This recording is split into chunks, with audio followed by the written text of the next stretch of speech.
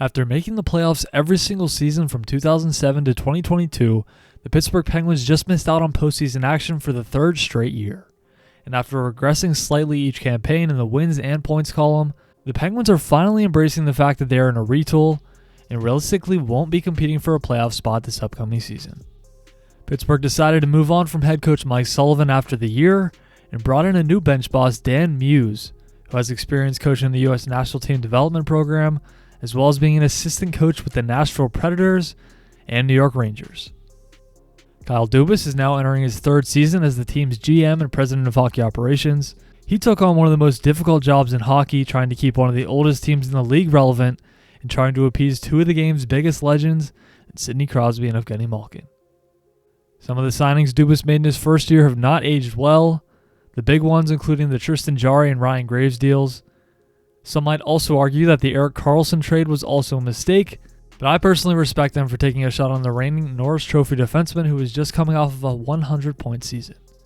Since then, Dubas and the Penguins management have made quite a few solid moves that have put them in a much better position heading into the future, which is why I'm here to tell you why they could end up looking like geniuses in just a few seasons.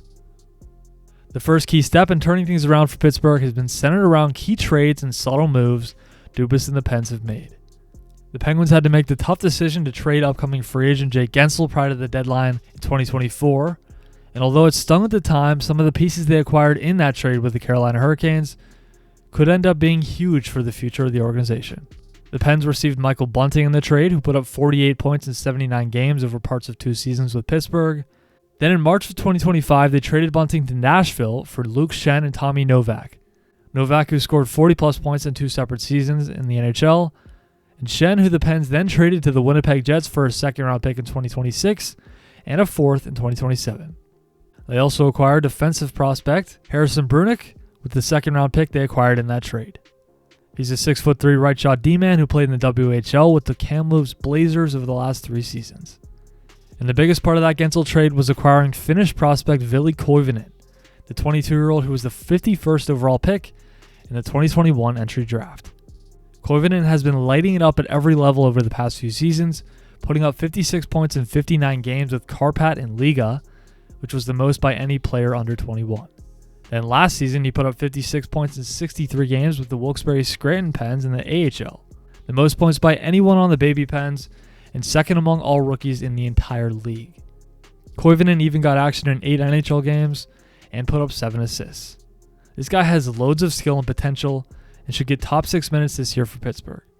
I could see him putting up 45 to 50 points this year and maybe even being in the running for the Calder Trophy.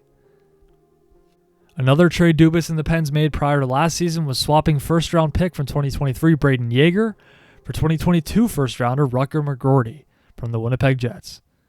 McGroarty also spent most of last year with the Wilkes-Barre Scranton Pens, putting up 39 points in 60 games, and had a goal and 2 assists in 8 games with Pittsburgh when he and Koivunen were called up. Rutger had a standout college career in 2 seasons with Michigan, and was also the captain of the 2024 Team USA World Junior team that won gold. This kid also has a super bright future, and could probably put up 40-plus points this year in the NHL as well. Another subtle and great move the Penguins made last year was acquiring the young winger Phil Tomasino from Nashville for a 4th-round pick. Tomasino was a first-rounder in 2019 and is a guy that has shown flashes of excellence in the NHL, but just hasn't been able to put everything together consistently in his career just yet. He had 11 goals and 23 points in 50 games for the Pens after the trade, and he really showcased some high-end skill and ability with a lot of the goals he scored. He's still just 24 years old, and I think if the Penguins continue to give this guy chances and meaningful minutes, he could turn into a really solid player at the NHL level. Some more subtle and strong moves the Pens have made included getting a 3rd and 6th round pick along with Cody Glass for prospect Jordan Frasca, then trading Glass later in the season for another 3rd round pick, this time in the 2027 draft. Dubas also picked up a 2025 second rounder for taking on Kevin Hayes' contract, another second rounder in 2025 for Anthony Beauvillier, and 3rd and 5th rounders for Lars Eller. One of the biggest trades the Penguins made last season was dealing Marcus Pettersson and Drew O'Connor to the Vancouver Canucks for Danton Heinen, Vinny Desharnais, prospect Melvin Fernstrom, and a 1st-round pick in the 2025 draft. Earlier this summer, Dubas was able to acquire young goaltender Arturs Silovs from the Vancouver Canucks for Chase Stillman and a 4th-rounder in 2027. I love this move by the Penguins, picking up a 24-year-old netminder who's coming off of an AHL championship with the Abbotsford Canucks, where he won playoff MVP with a dazzling 16-7 record along with 5 shutouts and a ridiculous .931 save percentage. Silovs has only played 19 regular season games in the NHL, and his numbers have been up and down, but he's 100% worth taking a shot on for a Penguins team that has really struggled at the goaltending position each of the past few seasons. And now moving on to another very important part of the retool, drafting. From 2015 to 2024, the Pittsburgh Penguins made just 3 picks in the first rounds of all of their NHL entry drafts. And in 2025 alone, they also made 3 selections in the first round. Their first choice came with the 11th overall pick, where they went a little off the board selecting the 5'10" center from the Calgary Hitmen, Benjamin Kindel. Most draft rankings had Kindel going closer to the 20th pick, but the Penguins were willing to take a chance on their guy and a player with loads of offensive upside. He had an impressive 35 goals and 99 points in 65 games. His 99 points were good for 7th in the entire WHL and 2nd among U18 skaters behind only Gavin McKenna. I'm excited to see Kindel in his development over the next few seasons. To me, he looks a lot like a young Braden Point. The Pens also used their other first rounder from the Pettersson trade to move back in the first round and eventually get an extra selection. Pittsburgh ended up picking at 22 and drafting Bill Zonnon, the forward from the Rouyn-Noranda Huskies of the QMJHL. Zonnon had a very strong 28 goals and 83 points in 64 games in the Q, which was good for 7th in that league. The 6'2" power forward could also end up being a very good two-way player in the NHL and is an intriguing prospect for Pens fans to keep an eye on. The Penguins also picked at 24 overall and selected the 6'4" forward Will Horcoff, the son of former 15-year NHLer Sean Horcoff. Will is another guy with a ton of potential and talent. He put up 10 points in just 18 games with the University of Michigan and should take a huge step this year with the Wolverines in a full season.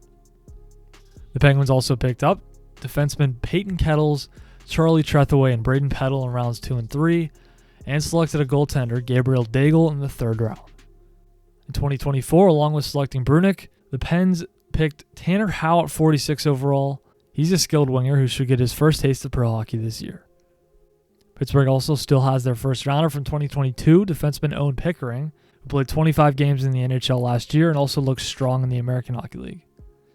And in that same draft, the Penguins took young goaltender Sergei Murashov in the 4th round, a guy who looked excellent in his first season in North America, putting up strong numbers in both the AHL and ECHL. He's definitely someone to keep an eye on as well. Dubas and the Penguins have also done a good job making conservative free agency signings and not wasting cap space that could be very valuable in a year or two when there will potentially be some big-time UFAs available. They also happen to have 3 really solid potential pieces that could be traded at some point this year, and Erik Karlsson, Brian Rust, and Rickard Rakell. I'd be surprised if the Pens don't trade at least 1 or 2 of these guys at some point over the next year. And the final reason why you should be excited if you're a Penguins fan is because of the potential of getting a top-tier talent like a Gavin McKenna in the 2026 draft. And if you haven't heard about this coincidence before, the Penguins selected Mario Lemieux at number 1 overall in the 1984 draft. Then 21 years later in the 2005 draft, they won the lottery again and were able to select Sidney Crosby. And next year, 21 years after they drafted Sid, Gavin McKenna is likely to be the number 1 overall pick in 2026. Will history repeat itself in Pittsburgh? I guess only time will tell. But Pens fans should be excited about watching the end of Crosby, Malkin, and Letang's careers and ushering in some new young studs that will have a huge impact on the future of this franchise.